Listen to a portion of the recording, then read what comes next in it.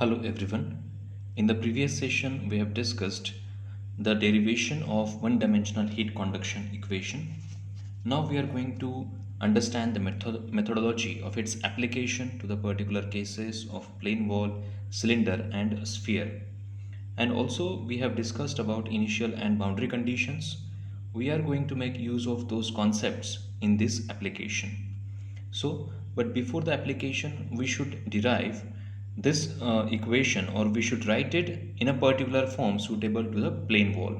So, we have our general heat conduction equation, which is 1 upon A dabba by dabba x of A dabba t by dabba x plus g by k is equal to 1 upon alpha dabba t by dabba t. Now, according to your syllabus, you are supposed to deal with heat generation in steady state.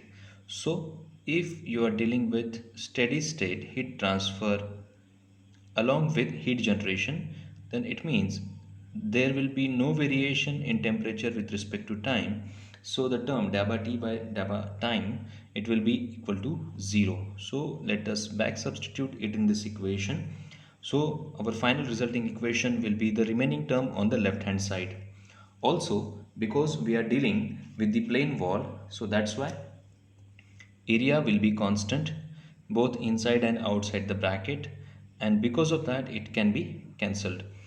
So, the final equation that will be with us will be equal to dabba by dabba x of dabba t by dabba x plus g by k will be equal to 0, or in short we can write this as, because in this case now the temperature is mainly function of the x direction, it is not the function of this time, so that's why we can write directly d to t by dx square plus g by k is equal to 0. Let us call this as equation number 1. Now we can integrate this equation because now this is a second order differential equation. We can integrate this equation so that we can determine the temperature gradient as well as temperature distribution, and this is exactly the advantage of one dimensional heat conduction equation because it helps us to determine these two quantities. So we will first integrate. So integrating, we will get the first equation, which will be for dt by dx.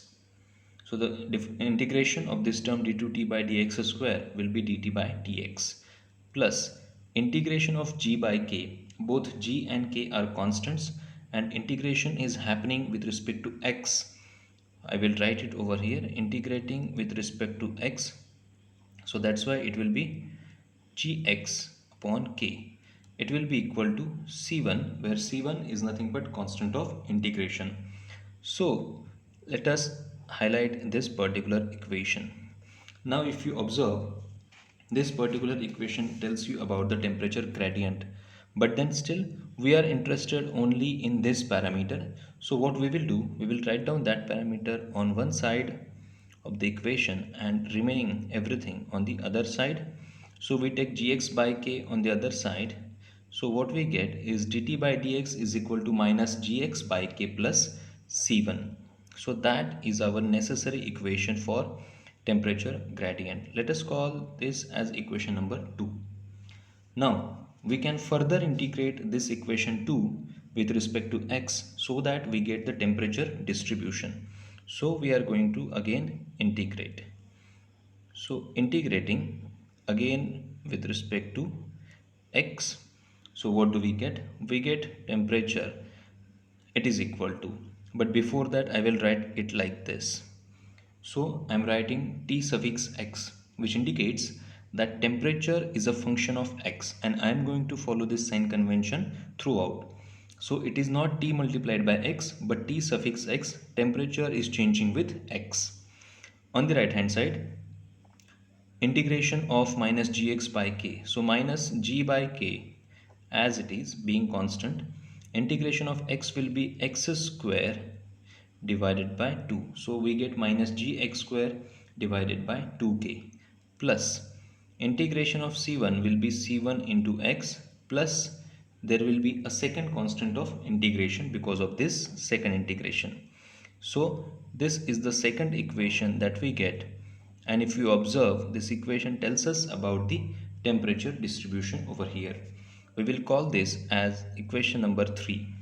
So in total we have three different equations, three important equations which tell us about the behavior of this heat transfer or heat conduction in case of plane wall particularly. So out of these three, these two equations are very important. This equation tells us about temperature gradient. So I will write it here for you. So this equation tells you about temperature gradient, while the second equation, or my mistake, the third equation actually tells you about the temperature distribution.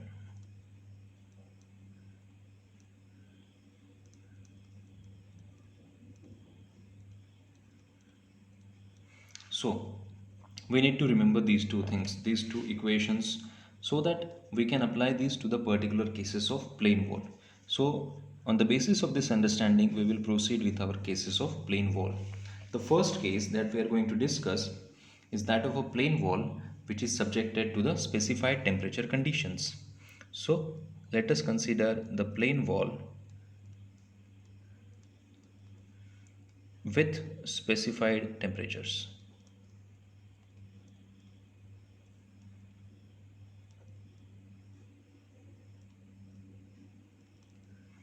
So it is a simple wall. I am going to draw it over here.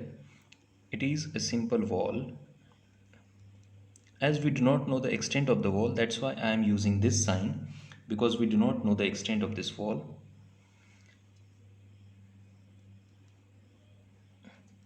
And then this much is the thickness of the wall. This is the thickness L. This is the sign for coordinate system for this wall. This point is nothing but origin for this wall, from which we are going to measure the x dimension or x coordinate. Let us say on the left face of the wall there is a specified temperature T1, and on the right face of the wall there is a specified temperature which is equal to T2. Also, wall has certain thermal conductivity as well as it has certain heat generation rate G. Okay, so now we will understand how to apply this one dimensional heat conduction equation to this wall. We already know about the temperature distribution. Now from the physics we can apply the boundary condition. We can determine and apply the boundary condition. So from this geometry, the first thing that we observe, the first boundary condition, I will write it here for you. So the boundary conditions are as follows. The first boundary condition, when this dimension x is exactly equal to 0, geometrically at x is equal to 0, how much is temperature which is varying with x? Temperature at that location is nothing but equal to T1. So this is my first boundary condition. At x is equal to 0, Tx is equal to T1. My second boundary condition is that at x is equal to thickness of the wall L, Tx is equal to, when I travel in the direction of my coordinate system, so at x is equal to L, temperature is actually T2. So Tx is equal to T2. So I have determined my boundary conditions. Now I will systematically apply them. So previously we observed these two equations. One was for temperature gradient and second one was for temperature distribution. So out of these two, which one should we use? In this case, we do not know anything about the temperature gradient. So the equation number 2 we cannot use. Instead, we should be using this equation number 3, because at least we know something about the temperature at any particular location x. So that's the logic behind applying these particular equations. So I will substitute, put the first boundary condition in equation number 3 just for our understanding. So what do we get? We get, instead of Tx, I will keep this equation in front so that we get a reference. So instead of Tx, we will write it as T1 because now Tx is T1 is equal to, or I will simply write down the equation. This Tx is equal to minus gx square upon 2k plus C1x plus C2. That's the temperature distribution that we already know about. And then we will substitute the values. So what do we get? We get Tx is nothing but T1 minus G. In this case, x is equal to 0. So minus G into 0 divided by 2k plus C1 multiplied by x is nothing but 0 plus C2. So in conclusion, what we know? We know that C2 is equal to T1, and that's the whole purpose of these boundary conditions. These boundary conditions help us to understand, help us to determine the values of constants of integration C2, C1 and C2. And since there are two constants of integration, we need at least two boundary conditions to determine their value. So why we used all these things? Simply to determine C2. Now our next objective is to determine C1, and for that purpose we are going to use the next boundary condition which is available to us. So we will put the second boundary condition. Again, we don't know anything about temperature gradient, so we will use the third equation once again. Remember, this third equation is a parametric equation. You can change the parameters to determine individual unknown quantities. So again, I am going to put in this second boundary condition in this same equation, so that I will designate the equation.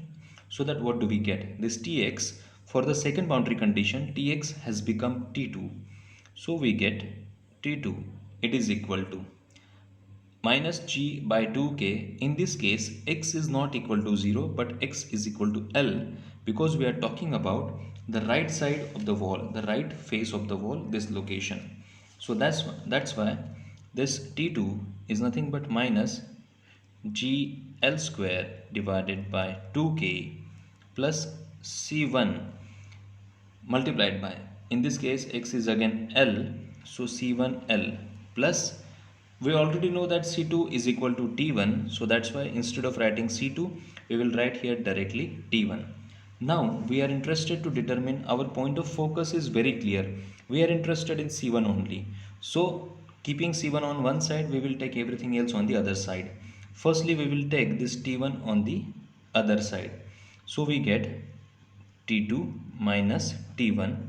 Okay, then plus GL square by 2k I can write directly here, but I did not write GL square. What I did, once this GL square by 2k negative, it was taken on this side, it became positive, and I divided the entire equation by this L which is multiplied with C1.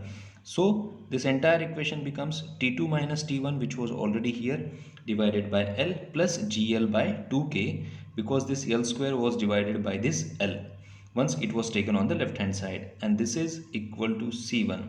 So I have reduced one step of this solution. So this is your C1. Now we have the values of C1 and C2. It means that now we can rewrite these two equations, the equation of temperature gradient as well as the equation of temperature distribution, because our objective was to determine C1 and C2. So let us rewrite the equation of temperature gradient and temperature distribution using these two different values of C1 and C2. So I will just keep here for the reference. So now let us proceed how to write them. So rewriting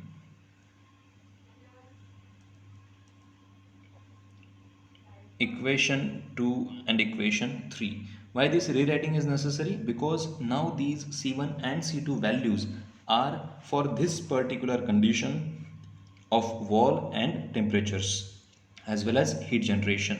So rewriting equation 2 and 3, what do we get? This dt by dx, temperature gradient in this condition, which was previously minus gx by k plus C1, so it will be equal to minus gx by k plus C1, in this case is this parameter. So I can simply write it plus T2 minus T1 upon L plus GL upon 2K. That is my temperature gradient. And also I am interested in temperature distribution. So Tx, previously it was this equation minus Gx square by 2K plus C1x plus C2. We have determined C1 and C2, so we will write it for the entire wall now. Remember, because we have determined now C1 and C2, this temperature distribution equation can be applied to any segment of the wall. That's the beauty of this equation. So this Tx, as we know, it is minus Gx square upon 2K plus C1x.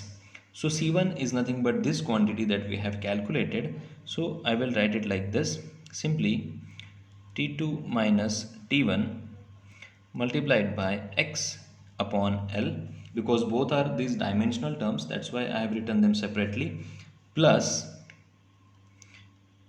GLX, because now I am multiplying this GL by 2K by x upon 2K plus C2 is nothing but T1, that I already know, plus C2, which is equal to T1.